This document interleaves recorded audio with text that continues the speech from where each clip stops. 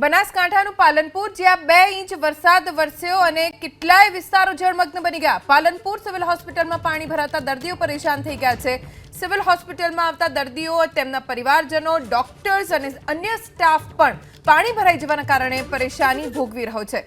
2 inch વરસાદ વરસ્યો પણ 2 ઇંચ વરસાદમાં જ પ્રી મોન્સૂન કામગીરીની પોલ ખુલી ગઈ।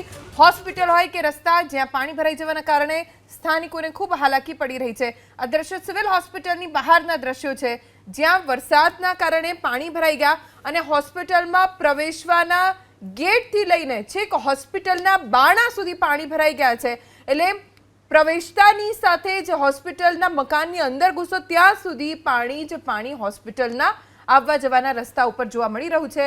પરિણામ એ આવ્યું કે દર્દીઓ, તેમની સાથે આવતા તેમના પરિવારજનો, ડોક્ટર્સ, અન્ય સ્ટાફ જેઓ પણ આ સિવિલ હોસ્પિટલના મકાનમાં પ્રવેશવા ઈચ્છે છે, તેઓ આ જ હાલાકીમાંથી પસાર થઈ રહ્યા છે। અમારા સંવાદદાતા રતન પાસેથી જાણકારી પ્રાપ્ત કરીશું। રતન, પાલનપુરમાં ધોધમાર વરસાદ વરસ્યો, અલગ અલગ વિસ્તારમાં સ્થિતિ શું છે?